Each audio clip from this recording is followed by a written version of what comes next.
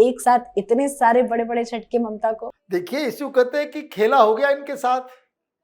आप झूठ, धूर्तता और अफवाह की राजनीति करेंगे तो यही हश्र होने जा रहा है। आपने चुनाव के हार को सहस्र स्वीकार कर लिया होता कि हम हार गए, हम अपने आप को बदलने की कोशिश करेंगे। अगर ये काम इन्होंने कर दिया होता पहले तो ये सारी चीजें दिक्कत नहीं आती। अब पार्टी में रिवोल्ट हो गया, 440 करोड़ रुपए एक बैंक अकाउंट में पड़ा हुआ है और उसे बाहर निकालने के लिए ममता बनर्जी हाईकोर्ट गई। हाईकोर्ट ने कहा कि अभी सुनवाई नहीं करेंगे। अभी सुनवाई नहीं करने का मतलब ये हो गया कि अब जब ये फाइनल फैसला सुप्रीम कोर्ट और इलेक्शन कमीशन करेगा कि ओरिजिनल कौन है, नकली कौन है टीएमसी, तब तक ये बैंक अकाउंट में ताला, ये ममता बनर्जी के लिए बहुत बड़ा झटका है। और सिर्फ एक अकाउंट नहीं है, ये 440 करके 3 अकाउंट है।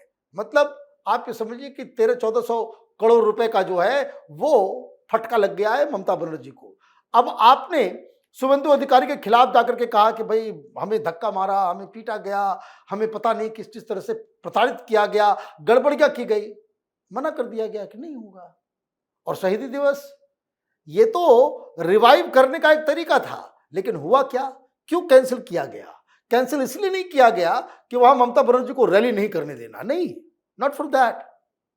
क्योंकि दो लोग परमिशन मांगने के लिए आ गए, वो नया वाला टीएमसी और कालीघाट मैंने ममता बनर्जी वाला टीएमसी, ये दोनों ही एक ही जगह पे, एक ही दिन, एक ही समय पे वो रैली करना चाह रहे थे। सरकार ने कहा नहीं, इसको दंगा हो जाएगा, मारपीट हो जाएगा, जैसे गुंडे हैं ये लोग। तो हिंसा ना हो इसलिए अगले 60 दिनों तक सारी रैलियों के ऊपर बैन लगा दिया गया कि जहां जहां ये लोग आपस में, ये गुट भी निकलेगा, ये गुट भी निकलेगा, ये दोनों बमबाज हैं, गुंडे हैं, बदमाश हैं। तो हिंसा को रोकने के लिए एक बहुत बढ़िया फैसला लिया गया।